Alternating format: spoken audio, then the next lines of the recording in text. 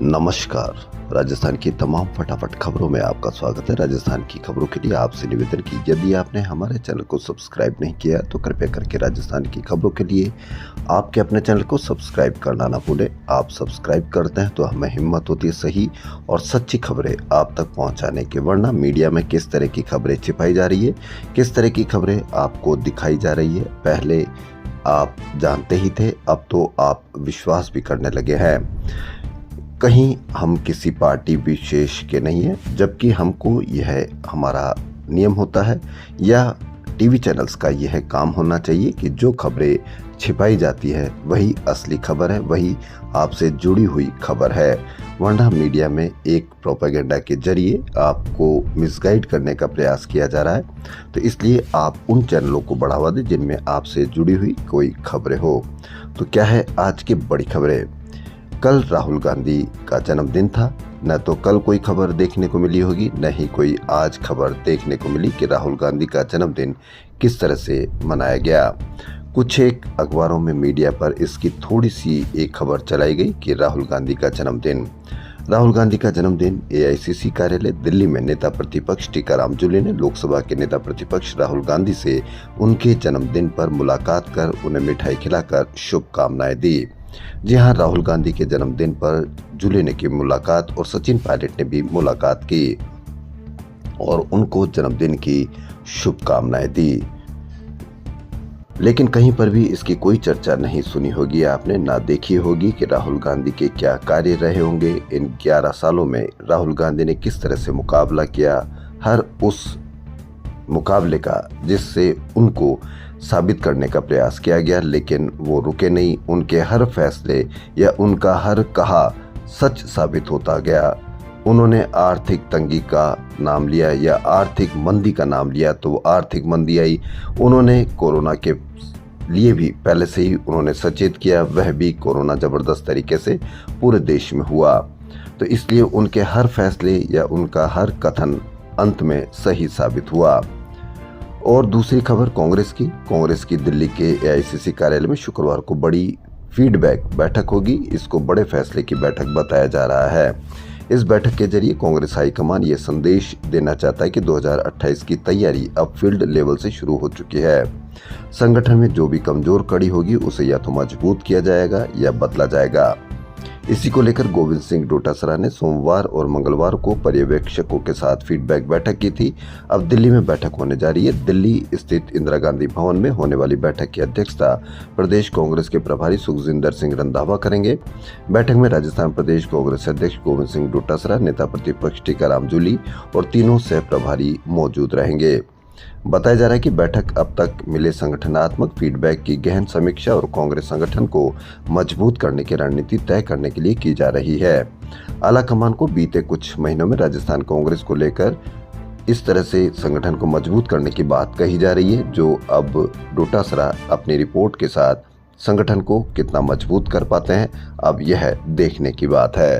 अब भास्कर की एक बड़ी खबर, सरकार ही मिलावटी खाद बेच रही। जी हां, अब सरकार ही मिलावट खाद बेच रही है तो आपका स्वास्थ्य का या जो मीडिया पर आपको डर दिखाया जा रहा है उससे आप मुकाबला कैसे करेंगे, इसको आप एक बार अवश्य विचार करके देखिए। क्योंकि मीडिया पर तो आपको दिन प्रतिदिन 24 घंटे पिछले कई समय से एक विशेष का डर दिखाया जा रहा है। जब आप मिलावटी खाद खाएंगे या मिलावटी खाद के जरिए जब खेतों में जाएगा और खेतों से वही फसल आपके घर में आएगी, आप उसको खाएंगे तो आप मजबूत होंगे या बीमारियों आपके घर करेगी। तो इससे आप अंदाजा लगा लीजिए कि असली डर आपको किस बात का है।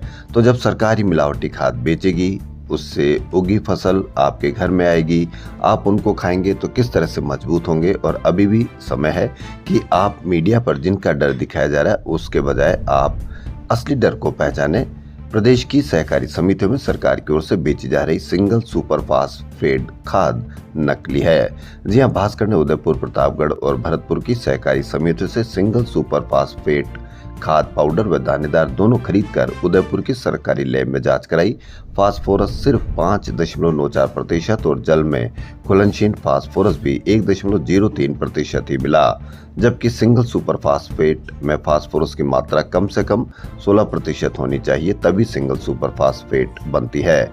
जांच में अगर 1.19 से 6.35% आ रहा है तो ये नकली है। जी हाँ, जब नकली खाद आप खाएंगे तो आप किस तरह से मुकाबला करेंगे इस मीडिया में दिखाए जाने वाले डर का, तो इसलिए आप असली डर पहचाने। कृषि मंत्री डॉक्टर किरोड़ी लाल मीणा ने गुरुवार को उदयपुर में खाद बीज बनाने वाली फैक्ट्रियों पर छापेमारी की। दोपहर 12:32 पर शुरू होकर शाम को 7:45 तक उमरडा, लकड़वास और गुडली औद्योगिक क्षेत्रों में 8 फैक्ट्रियों का औचक निरीक्षण किया। उन्होंने पटेल फास्फोरस, रामा फास्फेट, प्रेम सखी, आदिश IPL, खींचा, साधना, वालिया और भूमि फैक्ट्री में जांच पड़ताल की। यहां से टीम ने सैंपल जांच के लिए भेजा। कृषि मंत्री सबसे पहले उमरडा स्थित पटेल फास्फोरस कंपनी पहुंची। यहाँ खाद के सैंपल को हाथ में रखवा कर बोतल से पानी डाला और कहा इसमें मिलावट है। जी हाँ, मिलावट खाद। असली डर पहचाने, वरना बहुत समय हो चुका होगा। उससे पहले जब आप बीमार हो जाए तो बीमार हो जाएंगे तो आप किस तरह से आपके लिए उनका मुकाबला कर पाओगे जो मीडिया में प्रतिदिन 24 घंटे आपको जिसका डर दिखाया जा रहा है। स्वायत्त शासन विभाग ने एक बार फिर घरों से कचरा संग्रहण के बदले यूजर चार्जेज वसूलने के आदेश जारी किए हैं। कचरा संग्रहण का यूजर चार्जेज 2019 में लागू किया गया था, लेकिन इसे कुछ जगह ही आंशिक रूप से लागू किया जा सका। आदेश के अनुसार शहरों में 50 वर्ग मीटर तक के मकान मालिक को अब निगम क्षेत्र में 20 रुपए, परिषद में 15 और पालिका में 10 रुपए देने होंगे। 51 से 300 वर्ग मीटर के लिए निगम क्षेत्र में 80, परिषद में 50, पालिका में 40 रुपए मासिक देना होगा। दुकानदारों को निगम में 200, परिषद में 200 और पालिका में 150 रुपए चुकाने होंगे। अब देखना यह है कि इतने रुपए चुकाने के बाद भी क्या निगम कचरा उठवा पाने में बहुत शानदार तरीके से काम करेगा और हमारा जयपुर जो कई बार पिछड़ जाता है स्वच्छता अभियान में, वह कितना आगे आ पाएगा। 2 साल बाद 24 जून से मेधावी बेटियों को सरकार स्कूटी देगी। कॉलेज आयुक्तालय ने जारी आदेश में कहा कि 2 साल से खुले में खड़ी स्कूटियां सर्विस करवाकर अब छात्राओं को बांटी जाएगी। गौरतलब है कि 2022-23 में 1168 छात्राओं को स्कूटी बांटी जानी थी, लेकिन आचार संहिता लगने से सिर्फ 168 छात्राओं को ही स्कूटी दी जा सकी। गुरुवार को डूंगरपुर में बाड़े में पड़ी हुई स्कूटियों को देखती हुई छात्राएं, गौरतलब है कि स्कूटियां ₹E वाउचर जनरेट होने के बाद एक एक करके छात्राओं को दी जाएगी। RPSC चेयरमैन उत्कल रंजन साहू ने गुरुवार को स्पष्ट किया कि स्कूल प्राध्यापक और खेल कोच प्रतियोगी परीक्षा 2024 स्थगित नहीं होगी। दोनों का आयोजन 23 जून को ही कराया जाएगा। परीक्षा स्थगित करने पर करीब 3 करोड़ रुपए का नुकसान आयोग को होगा। उन्होंने कहा कि अभ्यर्थी इस परीक्षा को आगे बढ़ाने की मांग कर रहे हैं। आयोग को भी ग्रीवेंस पोर्टल पर परीक्षा को स्थगित करने के लिए रजिस्टर्ड कैंडिडेट की ईमेल मिले हैं। उन्होंने कहा कि परीक्षा का कार्यक्रम दिसंबर 2024 में ही जारी कर दिया था। ऐसे में 6 माह पहले से आयोग ने इसकी तैयारी कर रखी थी। अब परीक्षा स्थगित करना संभव नहीं होगा।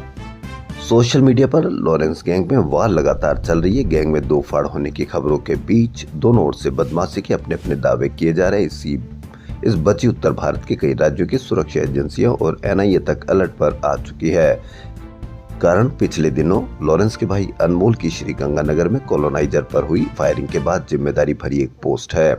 इसी पोस्ट को फेक बताते हुए गैंगस्टर गोल्डी बराड़ की तरफ से रोहित गोदारा ने काउंटर करते हुए लिखा कि ये फायरिंग हमने करवाई है। राजस्थान हाउसिंग बोर्ड अपने स्लोगन सुंदर घर हो सबका अपना पर अमल करने में भले ही पिछड़ जाए, लेकिन दूसरे विभागों के अधिकारियों व कर्मचारियों के लिए सुरक्षित ठिकाना बनना नहीं भूलता। दूसरे विभागों के 40 से ज्यादा अधिकारी कर्मचारी बोर्ड में डेपुटेशन पर जमे। इनमें से 10 तो ऐसे जिनकी पोस्ट ही स्वीकृत नहीं है, फिर भी काम कर रहे हैं।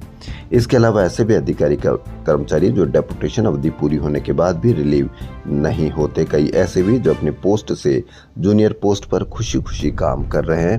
ये खुशी खुशी क्यों काम कर रहे हैं, भास्कर की रिपोर्ट के अनुसार आप भी इसका अंदाजा लगा लीजिए और आप भी अपने आप को एक सजग नागरिक होते हुए हमको कमेंट करके बताएं। राजस्थान विश्वविद्यालय की ओर से गुरुवार को बीकॉम सेकेंड ईयर परीक्षा के फाइनेंशियल मैनेजमेंट विषय का पेपर था। इसमें 15 अंक का प्रश्न सिलेबस से बाहर होने पर परीक्षार्थियों ने हंगामा कर दिया। वे मामले की शिकायत कुलगुरु और परीक्षा नियंत्रक को भी करेंगे। हालांकि परीक्षा अनुभाग के अधिकारी का कहना है कि अभी तक किसी तरह की कोई शिकायत नहीं मिली है। जी हाँ, शिकायत आप करोगे नहीं तो सरकार को पता नहीं चल पाएगा। इसलिए आप जब भी कभी इस तरह का कोई अव्यवस्था देखें तो आप 181 पर, जी हाँ, सरकार का पोर्टल, जिससे आप की कोई भी शिकायत सरकारी स्तर पर जाती है, जिससे आप नहीं तो आपके किसी भाई को, प्रदेश के वासी को उसका एक फायदा मिलेगा। अगर आप सजग नागरिक बनते हैं या सोशल मीडिया के बहादुर हैं तो आपका कोई लेना देना नहीं है, क्योंकि सोशल मीडिया के बहादुर सिर्फ सोशल मीडिया पर ही काम कर सकते हैं। अगर आपको असली नागरिक बनना है तो आप 181 पर शिकायत करके देख लीजिए, तब आपको पता लगेगा कि आप कितने बहादुर हैं। इस बार मानसून उड़न खटोले पर सवार है। 30 जून से 11 दिन पहले ही गुरुवार को राजधानी में दस्तक दे दी। वहीं लगातार तीसरे साल समय से पहले पहुंचा। शाम को चारदीवारी जयपुर में हुई तेज बारिश से मेहरों की नदी में सड़कें दरिया बन गई। मौसम विभाग के अनुसार गुरुवार शाम तक शहर में 1 मिलीमीटर बारिश हुई। शुक्रवार को जयपुर समेत 28 जिलों में बारिश का येलो अलर्ट रहेगा।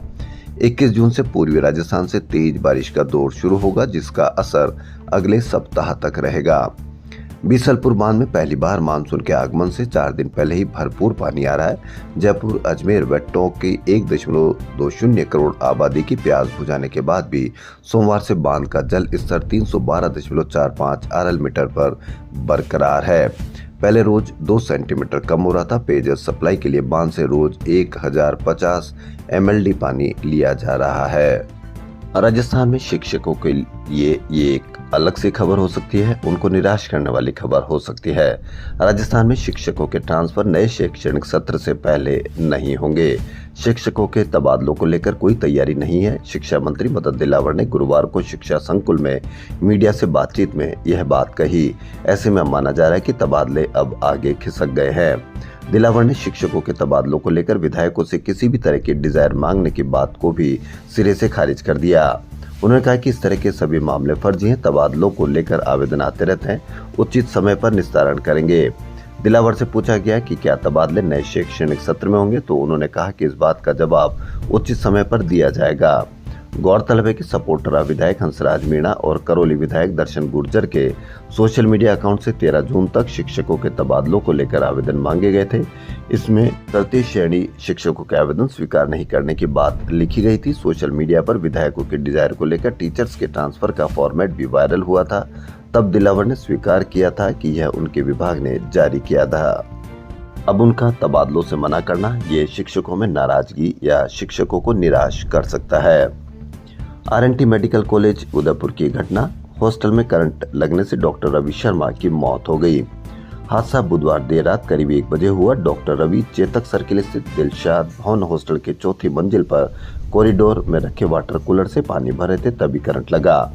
झटके से वे चिल्लाए और बेहोश हो गए। रेजिडेंट डॉक्टरों ने CPR दिया, फिर MB हॉस्पिटल ले गए, जहां डॉक्टरों ने मृत घोषित कर दिया।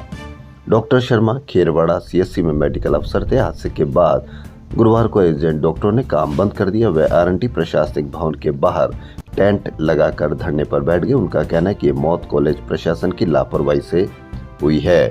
अब लापरवाही से हुई है, किसी और से चीज से हुई है। अब धरने पर बैठ जाएंगे, कमेटी बना दी जाएगी, कमेटियां की रिपोर्ट आएगी और फिर कोई दूसरा नया मुद्दा हो जाएगा, हादसा हो जाएगा, फिर सभी लोग उस नए हादसे में शामिल हो जाएंगे। इसका क्या हुआ और पिछली कई हजारों कमेटियों का क्या हुआ, आज तक किसी को कोई सजा हुई या नहीं हुई, इस पर भी आप अवश्य कमेंट करके बताएं। वहीं जोधपुर में सेल्फोस की गोलियां खाकर आत्महत्या करने वाले डॉक्टर राकेश बिश्नोई की मौत के मामले में धरने पर बैठे परिजनों और सरकार के बीच छठे दिन भी सहमति नहीं बनी। बुधवार को जोधपुर के डॉक्टरों को प्रतिनिधिमंडल भी परिजनों से मिला था, जिसमें पुलिस अधिकारी शामिल थे। प्रतिनिधिमंडल ने परिजनों की तरफ से मांग पत्र भी लिया था, लेकिन अभी तक कोई निर्णय नहीं हुआ। मृतक डॉक्टर राकेश बिश्नोई को परेशान करने वाले विभागाध्यक्ष के खिलाफ कार्रवाई, परिजनों को आर्थिक मदद और मृतक की पत्नी को नौकरी की मांग की जा रही है। देखना यह है कि कब तक इनकी मांग या इनका धरना समाप्त होता है। स्टेट ओपन स्कूल का शिक्षा मंत्री मदन दिलावर ने गुरुवार को शिक्षा संकुल में सेकेंडरी और सीनियर सेकेंडरी का परिणाम जारी कर दिया। प्रदेश में 21 अप्रैल से 16 मई के बीच स्टेट ओपन परीक्षा हुई, लेकिन भारत और पाकिस्तान विवाद के बाद परीक्षा 30 मई को खत्म हुई थी। केवल 19 दिनों में कॉपियों की जांच कर परिणाम जारी कर दिया गया है। राजस्थान विश्वविद्यालय में 3 वर्षीय LLB में प्रवेश के लिए होने वाली ULET 2025 परीक्षा के लिए आवेदन करने की अंतिम तिथि आज है। चयन लिखित परीक्षा की मेरिट के आधार पर और काउंसलिंग प्रक्रिया के माध्यम से प्रवेश मिलेगा। लोगों को ट्रैफिक जाम से निजात दिलाने के लिए अजमेर रोड, दिल्ली रोड और आगरा रोड हाईवे पर अब ई-रिक्शाओं का संचालन नहीं होगा। इन जगहों पर ई-रिक्शाओं पर प्रतिबंध लगा दिया गया है। प्रदूषण को कम करने के लिए निगम क्षेत्र में 5000 CNG ऑटो रिक्शाओं को परमिट जारी किए जाएंगे। शहर को अतिक्रमण मुक्त करने के लिए सभी विभाग की ओर से ज्वाइंट अभियान चलाया जाएगा। यह निर्णय गुरुवार को JDA में हुई ट्रैफिक कंट्रोल की बैठक में लिए गए हैं। बैठक में शहर के 3 मार्गों को स्कोप में बढ़ोतरी की गई है। केंद्रीय कारागृह में गुरुवार शाम करीब 5 बजे सजा याफ्ता कैदी ने जेल के बाथरूम में जाकर सुसाइड कर लिया। मामले की मजिस्ट्रेट जांच होगी, जिसके बाद खुलासा हो सकेगा। जयपुर में आए दिन किसी के अपराध की घटनाएं आप लगातार सुनते रहते हैं। इसी क्रम में मोतीडूंगरी इलाके में एक युवक का कार सवार बदमाशों ने अपहरण कर लिया। मामले को लेकर युवक ने ही थाने में शिकायत दी है। पुलिस मामले को संदिग्ध मानकर जांच कर रही है, क्योंकि अब तक की जांच में आया कि युवक न तो बदमाशों को जानता है और न ही घटनास्थल पर पुलिस को CCTV फुटेज में ऐसी घटना मिली है। वहीं चित्रकूट इलाके जयपुर में व्यापारियों को दुष्कर्म केस में फंसाने की धमकी देकर ब्लैकमेल करने वाली मीतू पारिक, विद्युत नगर चित्रकूट और इंदु वर्मा रामगंज अजमेर को पुलिस ने एक कैफे से रंगे हाथ पकड़ लिया। चित्रकूट SHO अंतिम शर्मा ने बताया कि 13 जून को एक व्यक्ति ने रिपोर्ट दी कि 2 दोस्तों ने घबराते हुए कॉल कर 5 लाख रुपए मीतू नाम की महिला को घर देने के लिए कहा है। पीड़ित ने महिला के घर जाकर पैसे दे दिए। उसके बाद शक होने पर उसने दोस्तों को कॉल कर जानकारी ली तो सामने आया कि दोनों महिलाओं ने उनसे दोस्ती और घूमने के बहाने आमेर स्थित एक होटल ले गई। वहां से लौटी तो दुष्कर्म केस में फंसाने की धमकी देकर 50 लाख रुपए की मांग की है। मीडिया में आपको बताया जा रहा है कि किस तरह से आप डरे, जबकि आप शहर में या कहीं पर भी आप रात 8 बजे बाद दुकानों पर शराब बिक्री बंद नहीं की तो ग्रेटर निगम ऐसी दुकानों को नोटिस देकर बंद कराएगा। ग्रेटर निगम उप महापौर पुनीत कर्नावट ने जयपुर आबकारी अधिकारी को पत्र लिखा। उन्होंने इस पत्र की प्रति आबकारी कमिश्नर उदयपुर, जयपुर जिला कलेक्टर और पुलिस कमिश्नर को भी भेजकर समुचित कार्रवाई करने के लिए लिखा है और पत्र लिखा कि जयपुर के अनेक नागरिकों ने कई बार मेरे संज्ञान में लाया कि शहर में शराब की दुकानों के बंद होने का समय रात्रि 8 बजे का है। इसका खुला उल्लंघन किया जा रहा है। खुला उल्लंघन किया जा रहा है, लेकिन आप ने कभी कोई शिकायत की नहीं की होगी। आप देखते होंगे कि शराब की दुकानें रात 8 बजे के बाद भी बिल्कुल धड़ल्ले से खुली रहती है। कहीं कोई डर नहीं, क्योंकि डर सरकार का तो हो नहीं सकता, क्योंकि सरकार हर जगह उपलब्ध नहीं हो पाती है। आम जनता यदि देखती है तो उसकी कोई शिकायत नहीं करती। आप एक बार पुनः आपसे निवेदन 181 पर आप शिकायत करें और बताएं कि कौन सी दुकान आपकी 8 बजे के बाद में खुलती है शराब की। तो 100% या 100% आपके 181 पर शिकायत करने पर उसके खिलाफ या तो कार्रवाई की जाएगी या सरकार को पता चल सकेगा। और सरकार को जब भी पता चल पाता है या जब भी कार्रवाई कर पाती है जब आप शिकायतें करते हैं। तो पुनीत कर्नावट उप महापौर ने भी जब भी शिकायत के ऊपर संज्ञान लिया जब लोगों ने शिकायतें की। इसलिए सभी से निवेदन, आप शिकायतें अवश्य करें। राजस्थान में पटवारियों के साथ लोगों द्वारा लगातार की जा रही बदसलूकी के खिलाफ गुरुवार को राजस्थान भू प्रबंधन पटवार संघ द्वारा विरोध प्रदर्शन किया गया। संघ के अध्यक्ष सौरव कटेवा और सचिव गिरिराज मीना ने बताया कि लोगों द्वारा सीमा ज्ञान पर पटवारियों के साथ हो रही बदसलूकी एवं गाली गलौज को और धमकी की घटनाओं को राजस्व विभाग द्वारा गंभीरता से लिया जाए। विभाग की जिम्मेदारी है कि वह अपने कर्मचारियों की सुरक्षा सुनिश्चित करे। संघ की मांग है कि सभी आरोपियों के खिलाफ FIR दर्ज कर कार्रवाई की जाए। RUHS में अब स्पोर्ट्स इंजरी और लिगामेंट सर्जरी की आधुनिक सुविधाएं शुरू हो गई है। इससे प्रदेश के खिलाड़ियों को खेल के दौरान चोटिल होने पर इलाज के लिए निजी अस्पताल या अन्य राज्यों का रुख नहीं करना होगा। अब शुरू तो हो गई है, लेकिन उनसे भी निवेदन है कि यदि आप इसमें कोई कमी देखते हैं तो आप तुरंत किसी न किसी को शिकायत करें। 181 पर अवश्य शिकायत करें। जयपुर के मेट्रो रेल जयपुर की सुरक्षा में तैनात पुलिस अधिकारियों और कर्मचारियों की गुरुवार को मानसरोवर स्थित मेट्रो डिपो में संपर्क सभा हुई। सभा की अध्यक्षता पुलिस उपायुक्त metro rail corporation Sushil Kumar ने की। इस दौरान मेट्रो में तैनात 140 अधीनस्थ पुलिस अधिकारी और कर्मचारी मौजूद रहे। फिल्म टाइगर ऑफ राजस्थान का पोस्टर पूर्व मुख्यमंत्री अशोक गहलोत के घर पर लॉन्च किया गया। इस मौके पर फिल्म के हीरो और डायरेक्टर अरविंद कुमार ने गहलोत से मुलाकात की और उन्हें 20 जून को जयपुर के जेएम सिनेमा हॉल में होने वाले फिल्म के प्रीमियर में आने का न्योता दिया। फिल्म की एक्ट्रेस भावना शर्मा ने बताया कि फिल्म के घूमर गाने की choreography dance director Saroj Khan ने की थी। यह सरोज खान का आखिरी कोरियोग्राफर किया गया गाना है।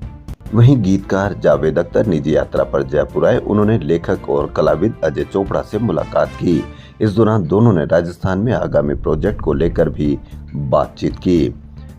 लेक्चर हॉल कॉम्प्लेक्स का उद्घाटन मणिपाल यूनिवर्सिटी जयपुर में किया गया। इस मौके पर केंद्रीय शिक्षा मंत्री धर्मेंद्र प्रधान ने यूनिवर्सिटी को विकसित भारत का आदर्श शैक्षणिक संस्थान घोषित किया। सुहाने मौसम के बीच ढोल नगाड़ों की धुनों के साथ कार रैली शहर के प्रमुख मार्गों से गुजरी। मौका था LGBTQ+ कम्युनिटी के प्राइड मंथ के तहत शुरू हुए रेनबो राइट फेस्ट का। फेस्ट की शुरुआत कार रैली से हुई। इसमें प्राइड रेनबो थीम पर सजी 50 कारें शामिल हुई। हाथों में स्लोगन्स और रेनबो फ्लैग लिए कम्युनिटी से जुड़े 150 से अधिक लोग और उनके उत्थान के लिए कार्य कर रही विभिन्न संस्थाओं के प्रतिनिधि शामिल हुए। राजस्थान में युवाओं के लिए संचालित की जा रही योजनाओं को अब मुख्यमंत्री रोजगार उत्सव से जोड़ा जाएगा ताकि पात्र युवाओं को इन योजनाओं का लाभ मिल सके। मुख्यमंत्री भजनलाल शर्मा ने गुरुवार को CMR में रोजगार उत्सव की तैयारियों को लेकर आयोजित बैठक में इसके निर्देश दिए। बैठक में मुख्यमंत्री ने कहा कि राज्य सरकार प्रदेश के युवाओं को रोजगार के अवसर उपलब्ध कराने के लिए कार्य योजना के तहत भर्तियां आयोजित की जा रही है। राजस्थान की खबरों फिलहाल इतना ही। यदि आपको राजस्थान की खबरें पसंद आ रही तो आपके अपने चैनल को सब्सक्राइब करना ना भूलें। धन्यवाद।